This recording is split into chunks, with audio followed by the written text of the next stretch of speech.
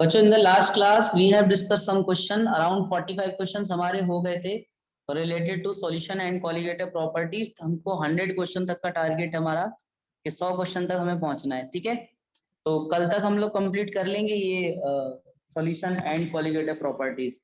ध्यान से समझिए बेटा, क्वेश्चन नंबर 46 आपसे क्या कह रहा है। 46 क्वेश्चन हमसे बच्चों क्या बोल रहा है।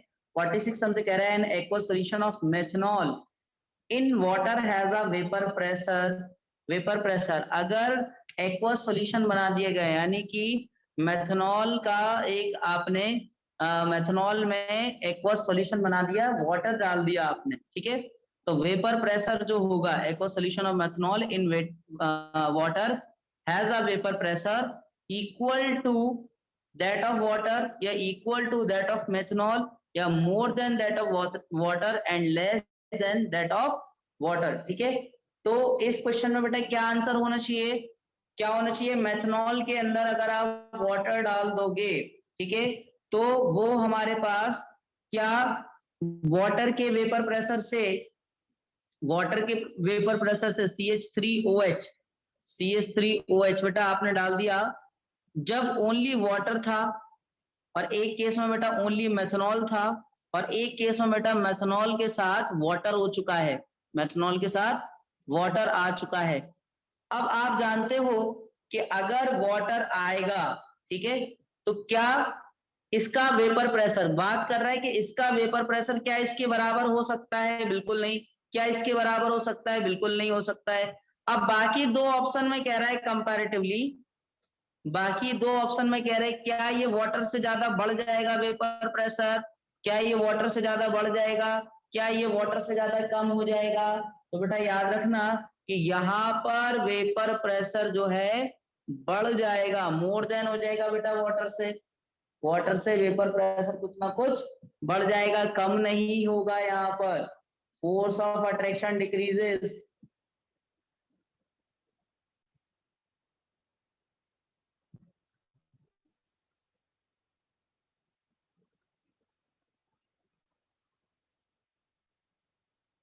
ठीक है, तो यहाँ पर बेटा बढ़ जाएगा।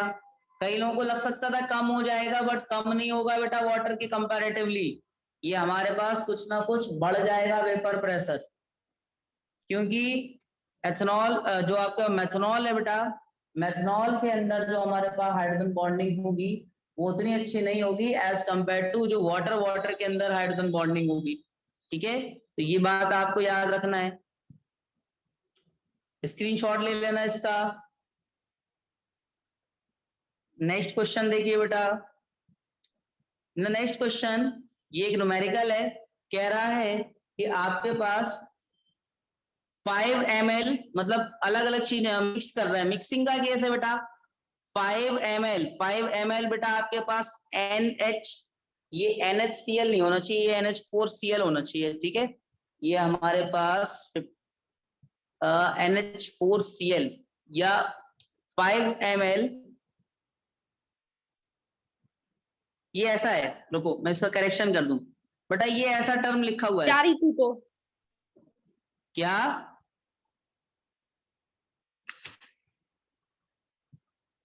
देखो 5 ml NHCl बेटा, NHCl HCl सब्सटेंस है, N यानी कि 1 नॉर्मेलिटी दे रहा है, इसकी नॉर्मेलिटी का वैल्यू 1 है, इसकी नॉर्मेलिटी का वैल्यू 1 है।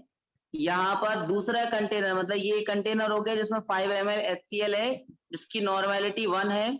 दूसरे कंटेनर में बेटा 20 ml आपके पास H2SO4 है जिसकी नॉर्मेलिटी का जो वैल्यू है वो आपके पास 1/2 नॉर्मेलिटी है।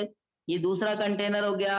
और तीसरे कंटेनर में बेटा हमारे पास HNO3 है, 30 ml HNO3, 30 ml HNO3 है जिसकी नॉर्मेलिटी यानी कि 1/3 नॉर्मेलिटी है, 1/3 N/3 का मतलब 1/3 नॉर्मेलिटी है।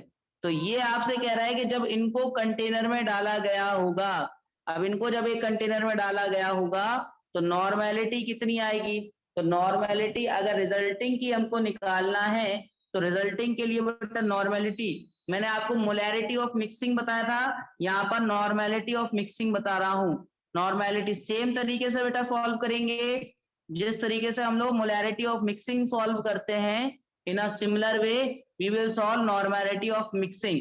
इसके लिए हम लोग बेटा, अगर मैं रिजल्टिंग नॉर्मेलिटी आपको डायरेक्टली फॉर्मूला बताऊं कि रिजल्टिंग मोलैरिटी कितनी होगी, यानी कि NR it will be equal to N1V1 plus N2V2 plus N3V3, ये अपन को डायरेक्टली रखना है। अपॉन में बेटा आपके पास वॉल्यूम ऑफ द सॉल्यूशन, यानी कि V1 plus V2 plus V3, ये अपन करेंगे are mix together to the volume is made 1 litre. तो टोटल बेटा वॉल्यूम जो है वो आपके पास 1 लीटर कर दिया गया, तो अपन सीधे सीधे टोटल वॉल्यूम को 1 लीटर यानी कि 1000 ml रखेंगे। ठीक है, ये 1000 ml कहाँ से आया, ये 1 लीटर से आया।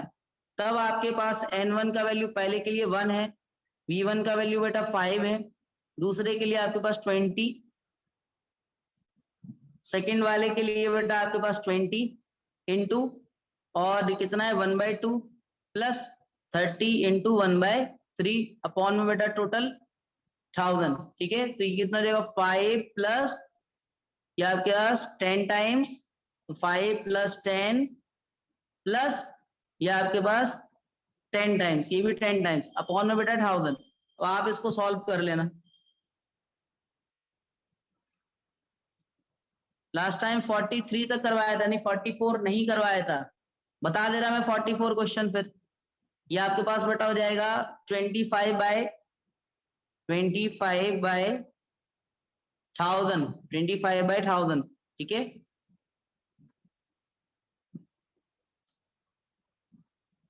तो ये आपके पास 1/40। ठीक है, ये हमारे पास क्वेश्चन नंबर 47 का डी आंसर। इसका स्क्रीनशॉट ले लो, 44th क्वेश्चन बता रहा हूं फिर मैं, इसका स्क्रीनशॉट ले लो। देखो 44th वाला देखो,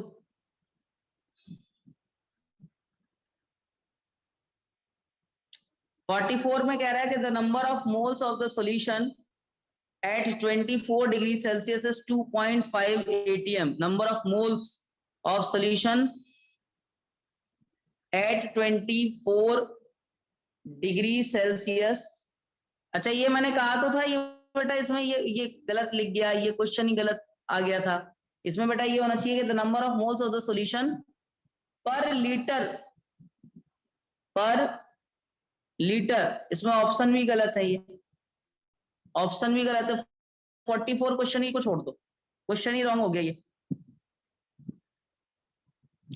the boiling point of a solution containing non volatile solute. हाँ बेटा, अगर नॉन वोलेटाइल बॉइलिंग पॉइंट क्या होगा बेटा, बॉइलिंग पॉइंट आंसर आना स्टार्ट हो गए, बी वाला ऑप्शन बढ़ जाता है। एलिवेशन इन बॉइलिंग पॉइंट का केस है कि अगर आपने किसी सॉल्वेंट के अंदर एक नॉन वोलेटाइल सॉल्यूट डाला तो बॉइलिंग पॉइंट बढ़ जाएगा, एलिवेट हो जाएगा, फ्रीजिंग पॉइंट डिक्रीज हो जाएगा। ठीक है, डिप्रेस्ड हो जाएगा। ठीक है, तो ये दोनों बातें आपको याद रखना है। इसका स्क्रीनशॉट ले लो। देखो नेक्स्ट क्वेश्चन, नेक्स्ट क्वेश्चन में बेटा आपसे कह रहा है कि 500 ml of an aqueous solution contains 6 × 10⁻22 molecules दे रहा है बेटा, यहाँ पर 6 × 10⁻22।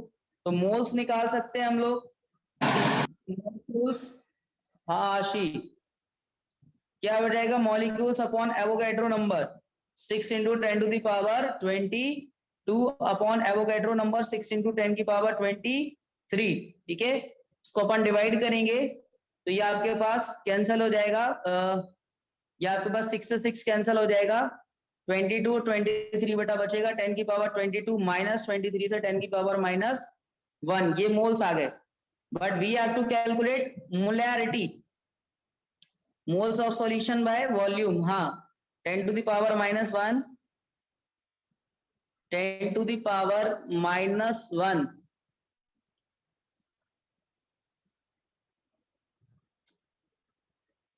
अपॉन वॉल्यूम कितना रख देंगे बेटा 1000, 500 बाई 1000, 500 अपॉन 1000। तो बेटा ये आपके पास हो जाएगा 2 टाइम्स कैंसल, तो 2/10 1/5 1/5, ठीक है, या 0.2, 0.2। 45 नहीं बताया अभी, 45 भी बता दे रहे, फिर इसका स्क्रीनशॉट ले लो। 45 बता दिया था ना अभी, अभी तो बताया था, boiling point of a solution containing a non volatile solute elevate हो जाता है 45।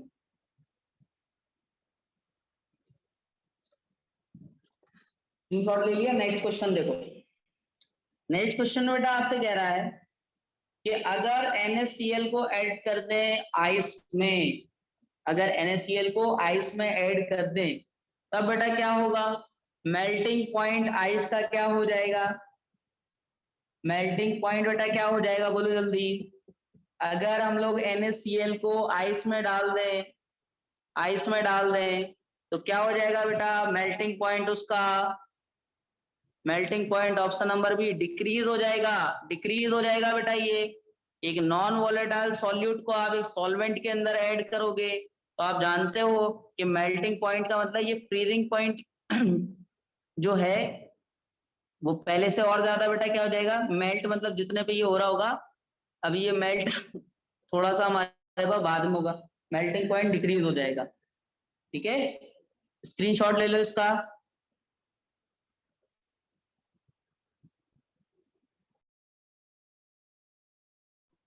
नेक्स्ट क्वेश्चन देखो, कह रहा है a solution is a, solution क्या होता है? होमोजीनियस मिक्सचर, खत्म, ये तो सिंपल सा था। सॉल्यूशन जो है वो होमोजीनियस मिक्सचर होता है। नेक्स्ट क्वेश्चन देखो।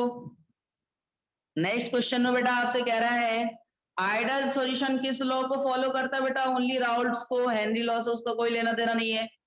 आइडल सॉल्यूशन राउल्ट लॉ को फॉलो करता है, इसका स्क्रीनशॉट ले लो। नेक्स्ट देखो बेटा, कह रहा है real solution shows deviation from Raoult's law. ये हमारे यहाँ पॉजिटिव भी दिखाते हैं और निगेटिव भी दिखाते हैं, दोनों दोनों। रियल सॉल्यूशन बोले तो नॉन आइडल सॉल्यूशन, रियल बोले तो, रियल का मतलब है बेटा non ideal solution. Non ideal solution जो है वो पॉजिटिव डेविएशन दिखाते हैं और नेगेटिव डेविएशन भी दिखाते हैं।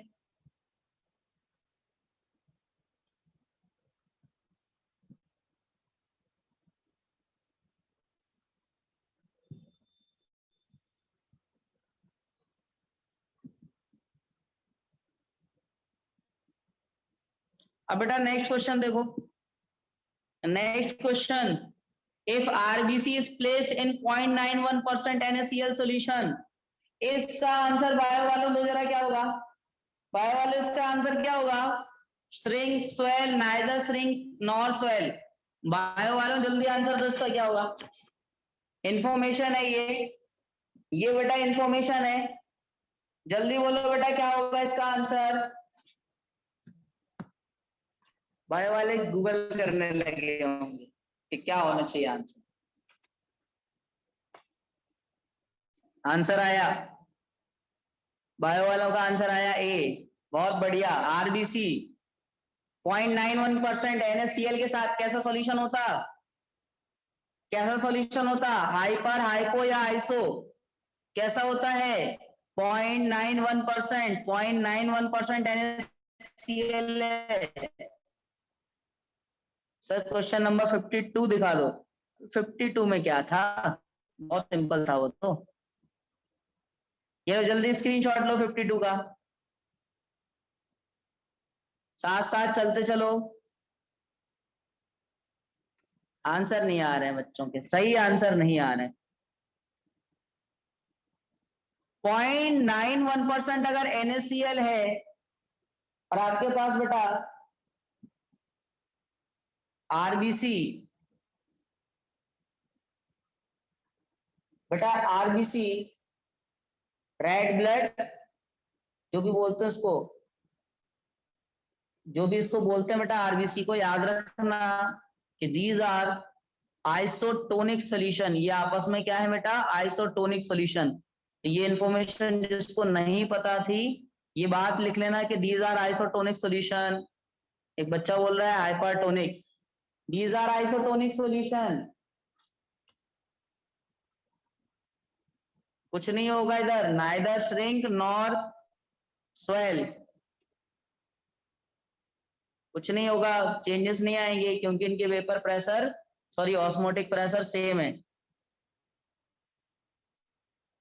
नेक्स्ट क्वेश्चन देखो, take the screenshot of this page. Next question देखो बेटा, क्वेश्चन नंबर 54 कह रहा है क्लोरोबेंजीन ब्रोमोबेंजीन किसका एग्जांपल है? क्लोरोब्रोमो। क्लोरोब्रोमो मैंने कहा था एग्जांपल लिख लेना, क्लोरोब्रोमो किसका एग्जांपल है? क्लोरोबेंजीन और ब्रोमोबेंजीन।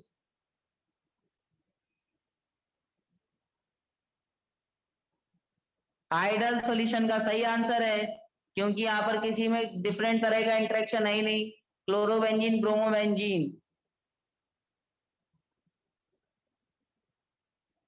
क्लोरोबेंजीन ब्रोमोबेंजीन बेटा सेम तरह के सॉल्यूशन है, आइडल बनाएंगे,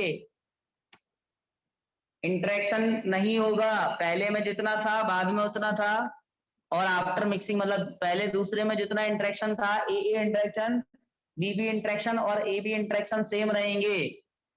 क्लोरोबेंजीन ब्रोमोबेंजीन में इंटरेक्शन सेम रहेंगे। स्क्रीनशॉट लो इसका। नेक्स्ट देखो, नेक्स्ट क्वेश्चन कह रहा है कि the number of moles of each of the following in 20 ग्राम। अब मोल्स निकालना है तो बेटा पहले वाले में जैसे given mass upon molecular mass, glucose का मॉलिक्यूलर मास 180, ठीक है। दूसरे में बेटा given mass upon molecular mass methyl alcohol 32, ठीक है, CH3। अच्छा थर्ड वाले में बेटा CH3OH नहीं है,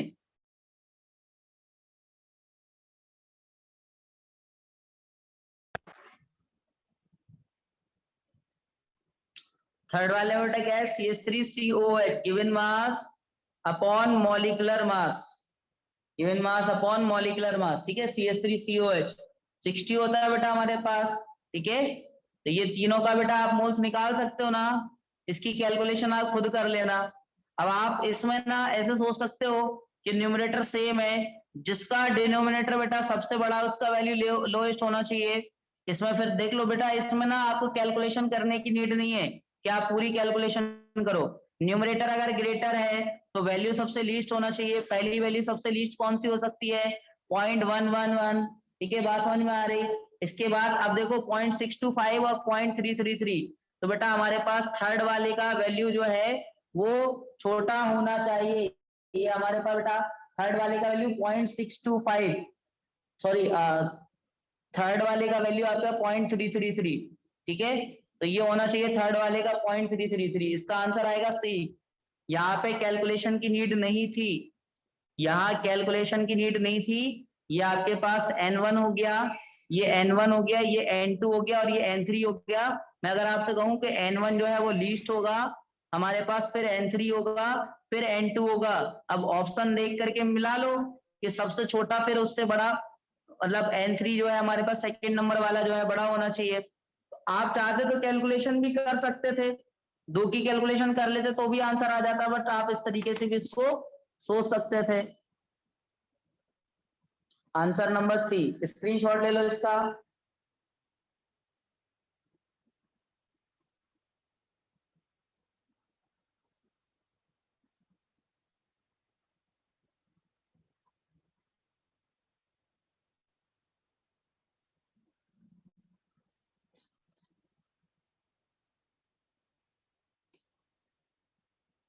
नेक्स्ट देखो,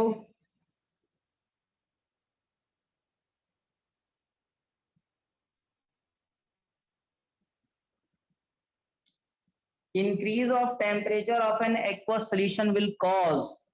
अगर आप टेम्परेचर बढ़ाओगे तो चेंज क्या होगा? कौन सा टर्म होता था, मास रिलेटेड या वॉल्यूम रिलेटेड? कौन सा टर्म बेटा चेंज होता था, मास रिलेटेड या वॉल्यूम रिलेटेड? यहाँ पर जल्दी बताओ आंसर क्या होगा, आंसर आने स्टार्ट हो गए। बी आंसर होगा मोलैरिटी। मोलैरिटी चेंज होगा because it is volume related term. ये वॉल्यूम रिलेटेड टर्म है और हम जानते हैं कि टेम्परेचर के साथ अगर कुछ चेंजेस हो रहे हैं तो केवल वॉल्यूम रिलेटेड टर्म चेंज हो सकते हैं, बाकी के टर्म चेंज नहीं हो सकते हैं। सही आंसर आ रहे हैं जिनके भी आ रहे हैं बेटा। नेक्स्ट देखिए, नेक्स्ट क्वेश्चन, इसका स्क्रीनशॉट ले लेना बेटा। नेक्स्ट क्वेश्चन देखिए,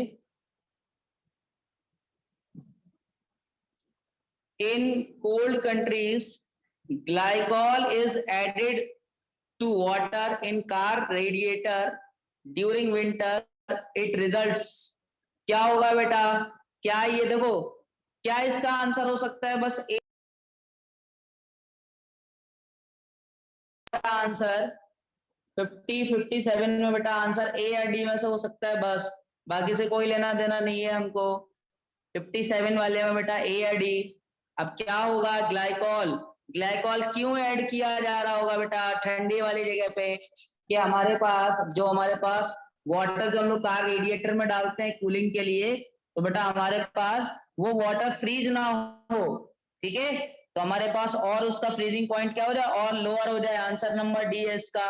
कई लोगों का आना स्टार्ट हो गया था, ठीक है? तो रीजन समझ में आ गया क्यों ग्लाइकॉल ऐड किया जाता। तो एक तरीके से इंफॉर्मेशन भी आपको मिल गई कि ग्लाइकॉल ऐड किया जाता है जहां पर कोल्ड कंट्रीज हैं, ठीक है? जो भी कोल्ड कंट्रीज हैं।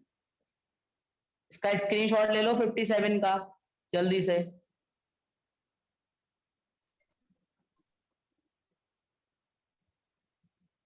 नेक्स्ट देखो बेटा, हाँ भाई ये देखो बेटा, the concentration of a cane sugar which is isotonic with 0.86% solution of urea, इसका कंसंट्रेशन अपने को पता करना है बेटा कितना होगा। बोलो जल्दी, इसका कंसंट्रेशन कैसे निकालेंगे अपन? कंसंट्रेशन के लिए अपन क्या करें बेटा? कंसंट्रेशन के लिए अपन लगा दें मोल्स पर वॉल्यूम, ठीक है? तो कंसंट्रेशन आपके पास 0.86, ठीक है? 0.86% आइसोटोनिक है, ठीक है? Solution of urea. आइसोटोनिक है मतलब कि जितना आपके पास आइसोटोनिक का मतलब ये हो गया pi is equal to pi 1 equal to pi 2, यानी कि C1 RT equal to C2 RT। तो दोनों के कंसंट्रेशन आपस में बराबर हो गए, ठीक है? अपने को केन सुगर के लिए तो निकालना ही है, दूसरे वाले के लिए आपसे कह रहा है which is isotonic with 0.86% of 0.86% के बराबर है बेटा C2, ठीक है? तो 0.86%, ठीक है? तो 0.86 अपॉन 100 करना पड़ेगा इधर अपने को, ठीक है? 0.86% ही है इसका। तो यहां पर अगर हम लोग इस C2 को निकालें, यानी कि इसके मोल्स निकालें, ठीक है? और हमको क्या निकालना है? The concentration of cane sugar. तो ये बेटा आपके पास कितना हो जाएगा यूरिया के लिए? कुछ और डेटा हमको दिया ही नहीं है। और रुको इस क्वेश्चन को शुरू से करते हैं अपन, समझते हैं। देखो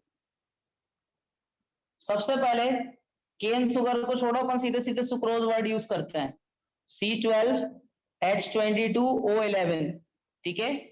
और दूसरा अपने पास यूरिया यानी कि NH2CO NH2। तो दो कंपाउंड है तो इनके मॉलिक्यूलर मास तो अपने को पता पड़ गए। इसका 342 होता है और इसका 60 होता है, ठीक है? इसका 342 और इसका 60 होता है। अब मैं अगर इसका कंसंट्रेशन निकालता, ठीक है, अगर मैं इसका कंसंट्रेशन निकाल रहा होता तो कंसंट्रेशन के लिए मैं ये कॉन्सेप्ट लगाता कि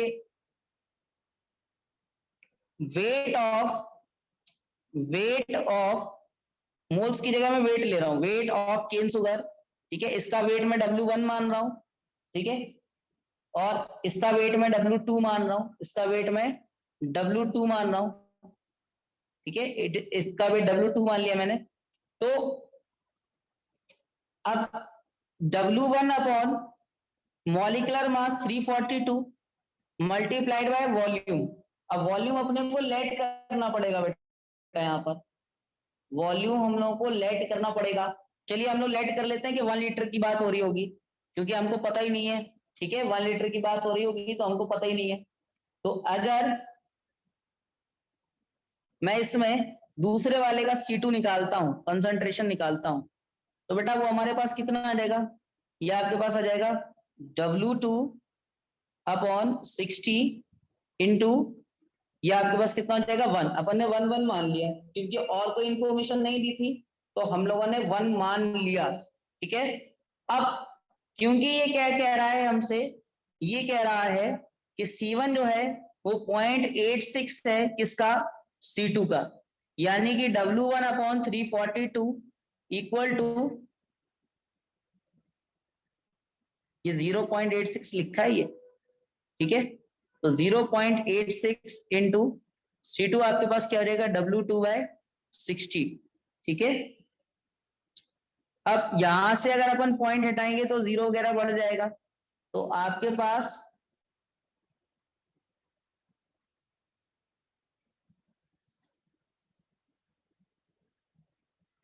आइसोटोनिक विथ 0.86, तो 0.86 टाइम ही ले लूं मैं इसको, W2 को,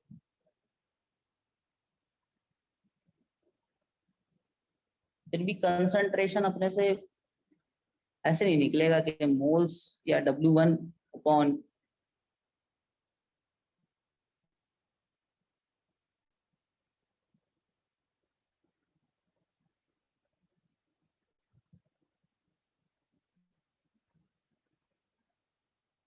नहीं ये क्वेश्चन थोड़ा सा टिपिकल आ गया,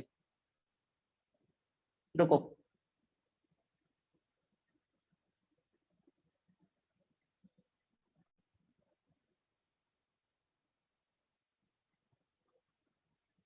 phi1 equal to 0.86% of phi2, isotonic with 0.86 के आसपास तो है, यानी कि C1RT इक्वल टू 0.86% है 100, और ये आपके पास C2RT, ठीक है, इधर से ये कैंसिल हो गया, तो C1 इक्वल टू आपके पास सीधे सीधे आ गया 0.86 अपॉन 100 मल्टीप्लाइड बाय C2, तो C2 concentration of urea, moles of urea, insufficient data लग रहा है इसमें मुझे, कुछ ना कुछ यूरिया का ना ही मास दिया है, एटलीस्ट यूरिया का मास होना चाहिए था।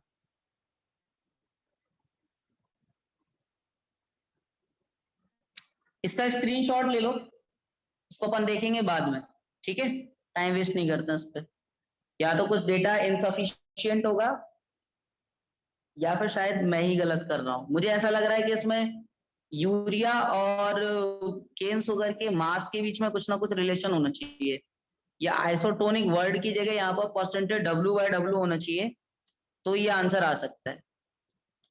चलो नेक्स्ट करते हैं अपन। देखो बेटा, नेक्स्ट क्वेश्चन में हमसे कह रहा है कि partial pressure of a solution component is directly proportional to its mole fraction. This statement is known as partial pressure of a solution. Component is directly proportional to its mole fraction. ये हमारे पास क्या होना चाहिए बेटा इसका answer, 59। कौन सा law है ये हमारे पास हेनरी लॉ नहीं बेटा, राउल्ट लॉ। हेनरी लॉ तो बेटा आपका सॉल्युबिलिटी के लिए लगेगा, हेनरी लॉ का सॉल्युबिलिटी की बात हो रही थी, बी, हाँ बी आंसर सही है जिनके भी हैं, स्क्रीनशॉट ले लो इसका। नेक्स्ट क्वेश्चन देखो, कह रहा है at high altitude the boiling of water is lower, क्यों हो जाता बेटा boiling of water, high altitude पे बॉइलिंग ऑफ वाटर बेटा क्यों लोअर हो जाता है, जल्दी बोलो। हाई एल्टीट्यूड पर, हाई एल्टीट्यूड,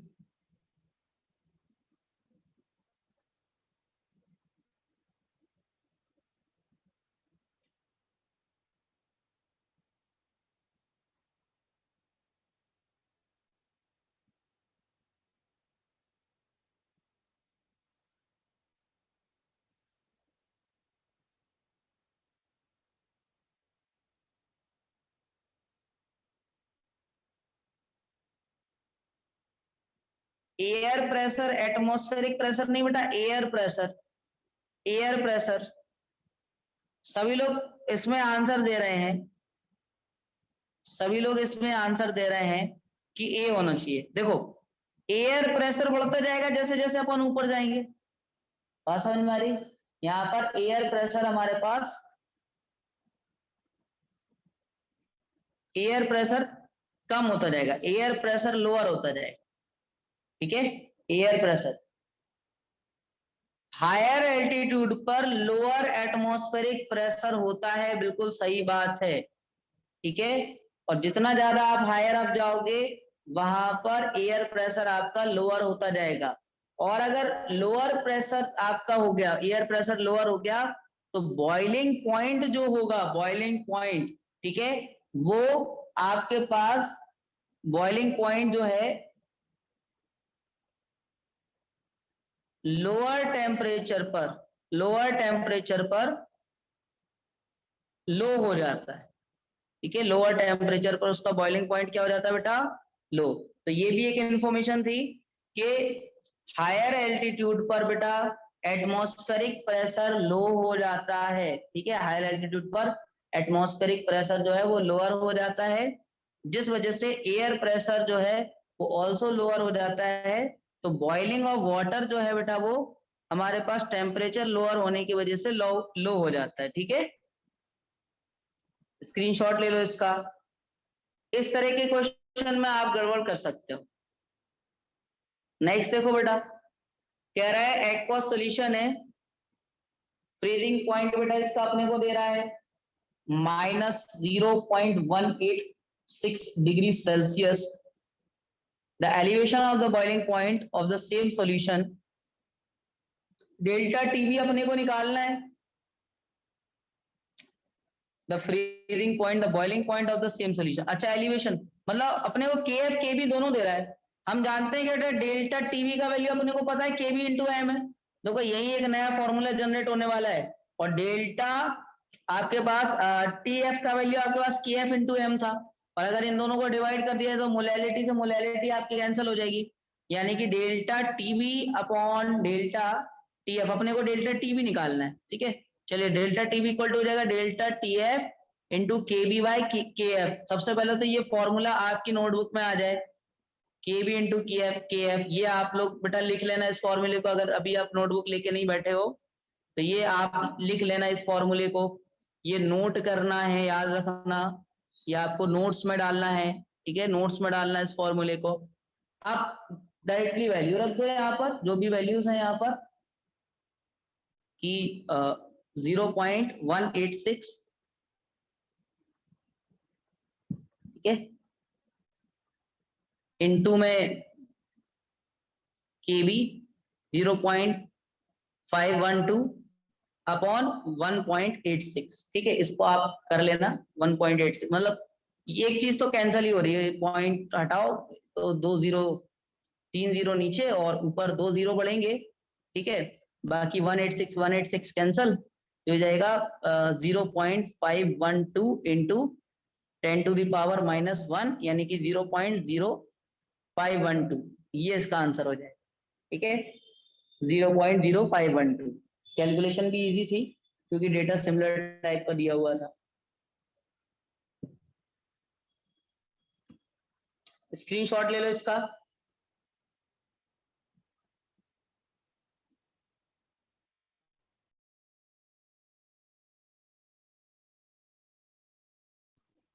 नेक्स्ट देखो, नेक्स्ट क्वेश्चन में कह रहा है नेगेटिव सॉल्यूशन के लिए बेटा क्या होता है। नेगेटिव सॉल्यूशन के लिए आपने इंटरेक्शन वाली बात बताओ। ए बी का इंटरेक्शन बढ़ जाता है, ए और बाकियों से कोई लेना देना है ही नहीं फिर। हालांकि डेल्टा वी और डेल्टा एस बेटा लेस हो जाते हैं, नेगेटिव में लेस हो जाते हैं, ग्रेटर नहीं रहते, ठीक है। तब ये हमारे पास ए बी का इंटरेक्शन जो है वो बढ़ जाएगा, नए सॉल्यूशन का इंटरेक्शन बढ़ जाता है, तो change in mixing of volume जो है बेटा वो डिक्रीज हो जाता है, ठीक है। और डेल्टा एस आपके पास है, डेल्टा एस तो आपको याद रखना है कि always greater than zero, always greater than zero. Delta S तो ऑलवेज ग्रेटर देन जीरो होती है, पर delta B of mixing greater than zero की जगह अगर लेस देन जीरो होता तब पॉसिबिलिटी एक और आंसर की बनती। Take the screenshot of this.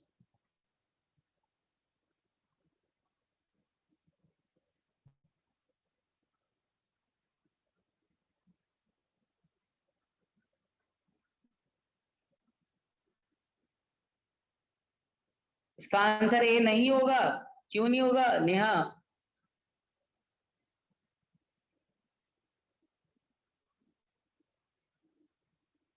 Delta B less than होता है बेटा नेक्स्ट देखो 25 ml of solution of barium hydroxide, BaOH voltage on titration with 0.1 molar solution of acid gave a titer value of 35 ml, gave a titer value of 35 ml। ठीक है, यहाँ पर acid में याद रखना है कि एसिड जो है वो HCl है, गिवन है क्वेश्चन के अंदर, इंफॉर्मेशन इनकम्प्लीट लिखी हुई है। The molarity of barium hydroxide, अपन को इसका मतलब HCl के साथ इसको रिएक्ट करा के हम लोग बना रहे होंगे BaCl2 वगैरह, टाइट्रेशन चल रहा होगा, साथ में वाटर निकल रहा होगा। ठीक है, तो अगर मैं यहाँ पर ये कहूं तो इसके लिए बेटा आप लगा सकते हो टाइट्रेशन के केस में M1V1 upon N1 equal to M2V2 upon N2, ये लगा दो, इससे आपका क्वेश्चन हो जाएगा। ठीक है, 25 ml, M1 अपने को पता ही नहीं है, निकालना ही है। ठीक है, और V1 अपने को पता है 25 ml। मोल्स की अगर हम लोग बात करें, यहाँ पर बेटा मोल्स याद रखना कि बैलेंस रिएक्शन को करने के लिए जो स्टोइकियोमेट्रिक कोएफिशिएंट है वही लिख देना यहाँ पर M2V2। M2 कितना दिया है 0.1, V2 35 ml अपॉन 2, इसको सॉल्व कर लेना, आपके पास M1 निकल आएगा, से M1 निकल आएगा। ये भी नोट में डाल लेना, ये क्वेश्चन इंपॉर्टेंट है, इसमें आपको एक नई इंफॉर्मेशन मिल रही है, तो इसका स्क्रीनशॉट ले लो, ये अपने नोट्स में डाल देना ये वाला क्वेश्चन।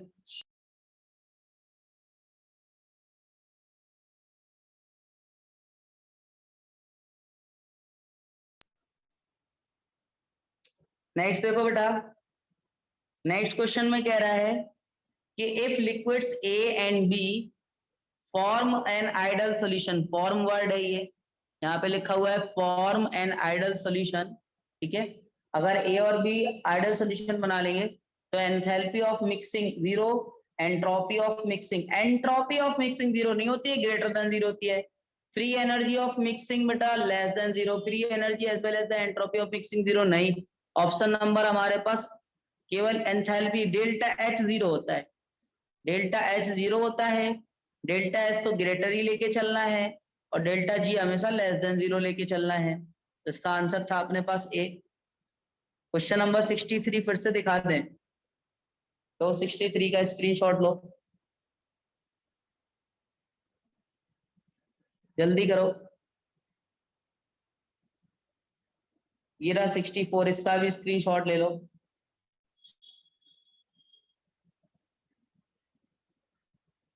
नेक्स्ट देखो 65, which of the following statement is false, कौन सा स्टेटमेंट इनमें से गलत लग